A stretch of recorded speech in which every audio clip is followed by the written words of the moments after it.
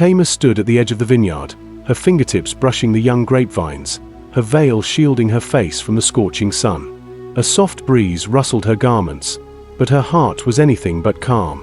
Today was not just another day in her father-in-law's house, it was her wedding day.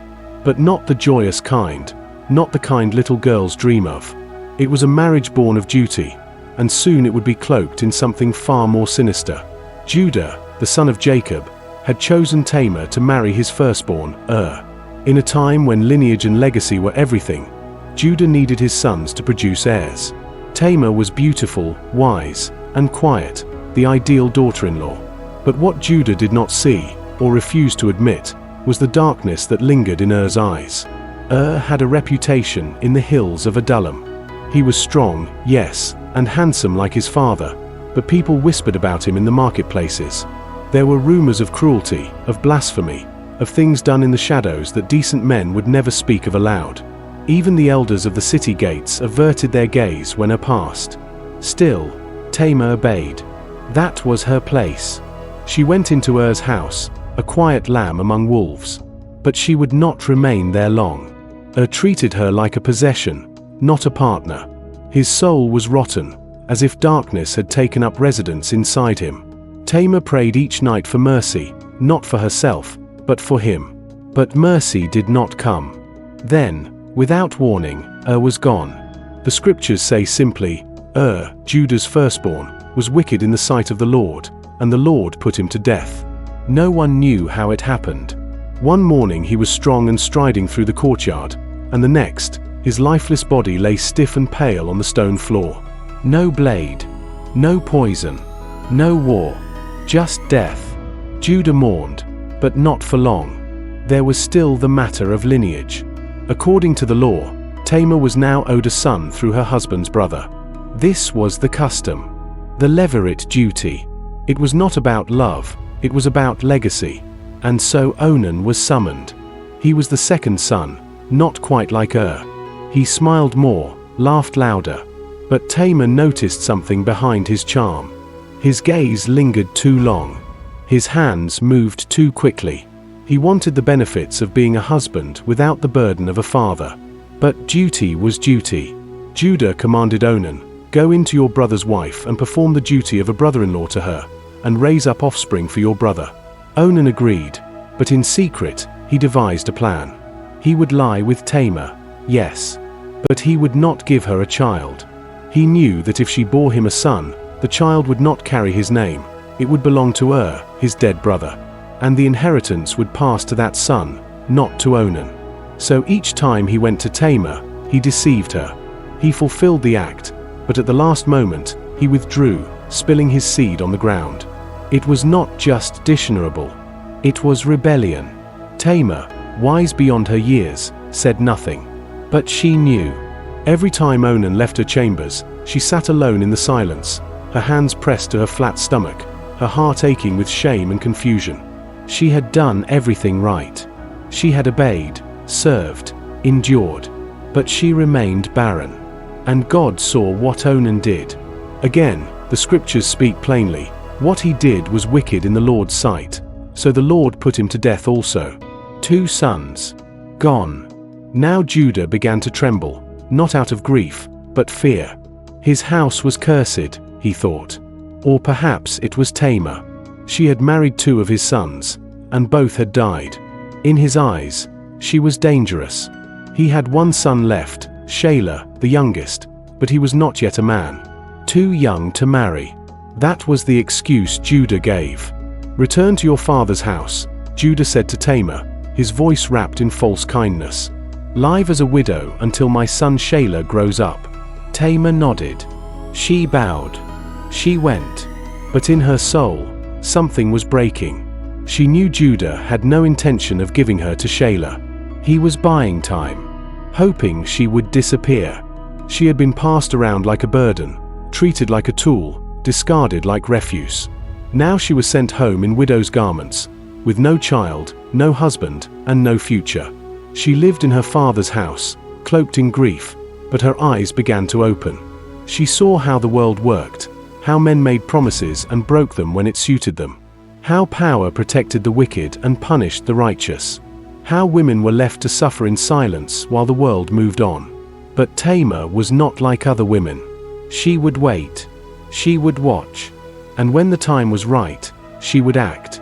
Judah did not think of Tamar often. Life had moved on. He grieved for his sons, yes, but he also buried himself in work, trade, and the affairs of his household. Time dulled the edges of his sorrow. Years passed. Shelah grew tall, strong, handsome, old enough to marry. But Tamar was still in her father's house. Judah had broken his word. Perhaps he thought she would forget. Perhaps he assumed she would wither away like an unused branch. But Tamar had not forgotten. And she had not withered.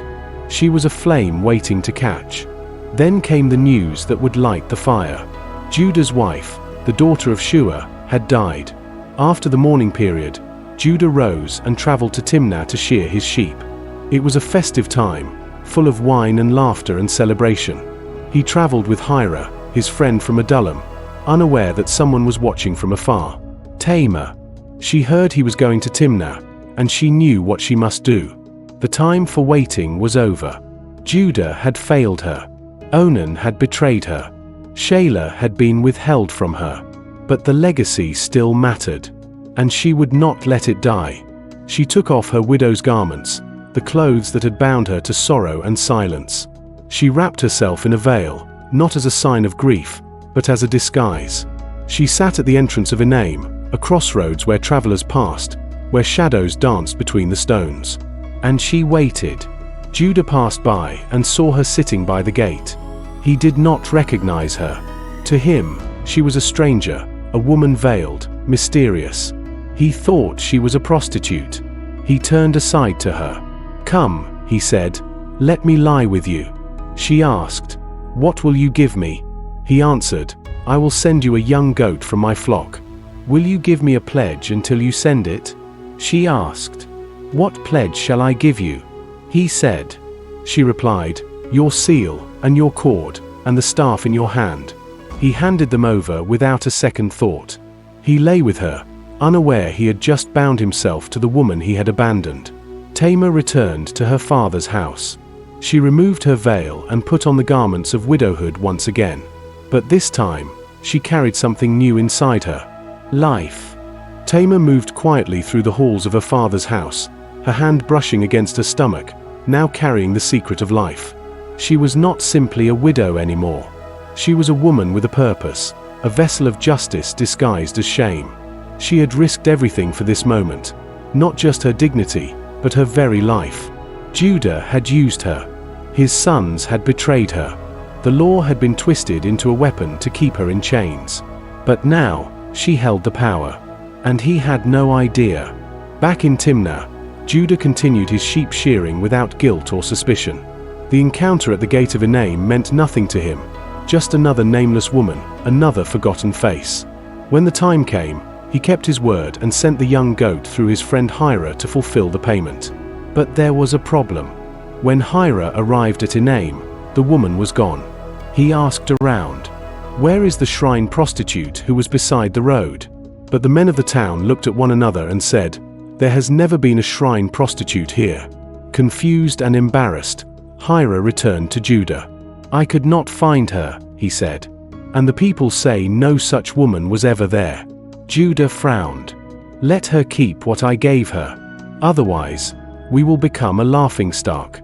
I sent the goat, and you could not find her. That is enough." He thought the matter was closed. The woman was gone. His seal, his cord, and his staff, lost, perhaps, but worth the price of avoiding scandal. Judah had no intention of searching further. But Tamar was not finished. 3 months passed. Then came the whisper. A servant entered Judah's tent, bowing low, eyes hesitant to meet his master's gaze. "My lord," he said, "Tamar, your daughter-in-law. She is pregnant." Judah froze. The servant continued, "It is said she has played the harlot."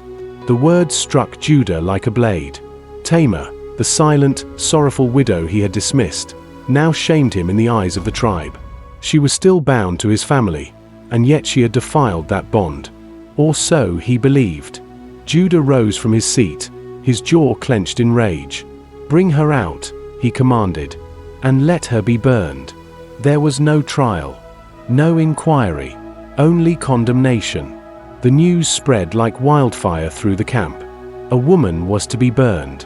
The daughter-in-law of Judah. The same woman whose husbands had both died mysteriously. Whispers turned into shouting. Curious eyes gathered like vultures. But Tamar was not afraid. As the guards came for her, she remained calm. She allowed them to lead her into the courtyard where the crowd was gathering, her hands wrapped in linen, her face veiled, her heart steady.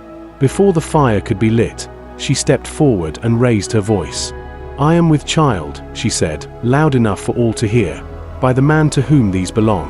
She reached into her cloak and revealed the seal, the cord, the staff. The silence that followed was deafening. Judah's blood drained from his face.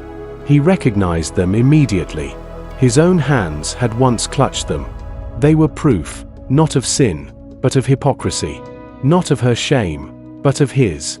Tamar did not gloat. She did not weep. She stood tall, the wind lifting her veil just enough for Judah to see her eyes. Clear, steady, fearless. She could have named him. She could have shouted, "Judah is the one." But she did not. She simply said, "Please examine them and see whose they are." Judah trembled.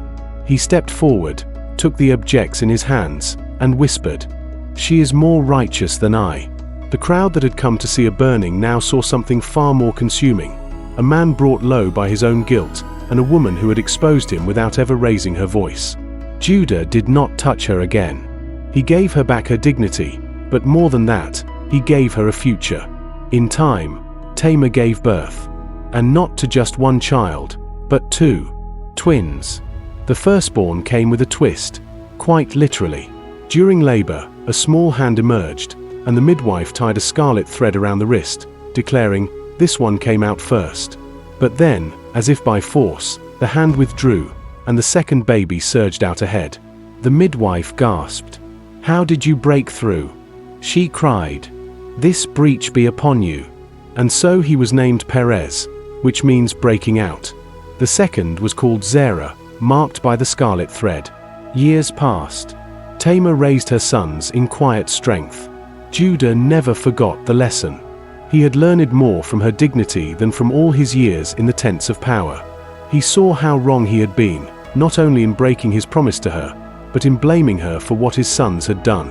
He began to change. Judah, the same man who had once sold his own brother Joseph into slavery, now walked with a limp in his spirit. He spoke less, listened more. He saw his faults reflected in the children playing outside Tamar's house. Children who bore his blood, yes, but also the justice of a woman who refused to be silenced. And Tamar. She remained in the land. No longer an outsider. No longer a widow shrouded in shame. She was remembered not as a harlot, but as the mother of legacy. The legacy of Tamar did not end in that courtyard. Her name, once threatened with fire, would burn brightly through the generations. For Perez, the son born of scandal and strength, would become the forefather of Boaz. Boaz, who would redeem Ruth. Ruth, who would bear Obed. Obed, who would father Jesse. And Jesse would raise a shepherd boy who would become king. David. From Tamar's womb came kings. And from that royal line would come another son, generations later. Born not of deception, but of divine promise. Born not in a palace, but in a stable. Jesus, the Son of God, would carry Tamar's blood in his veins. Because one woman refused to disappear. One woman refused to be discarded. One woman, wrapped in veils and silence, broke through generations of injustice with courage and truth. Tamar's story is not just about deceit. It is about the divine weaving justice through scandal. It is about how righteousness does not always wear a crown, it sometimes wears a veil. And it is a warning, too, for those who would judge too quickly, for those who would silence the suffering, for those who think God's justice sleeps. Judah had nearly burned the very woman who would give rise to his redemption. He almost destroyed the future he needed most. But grace interrupted the fire. And Tamar, the bride without a groom, became the mother of kings. Make sure to subscribe and tell me what you think about Tamar's action towards Judah, her father-in-law. Thank you.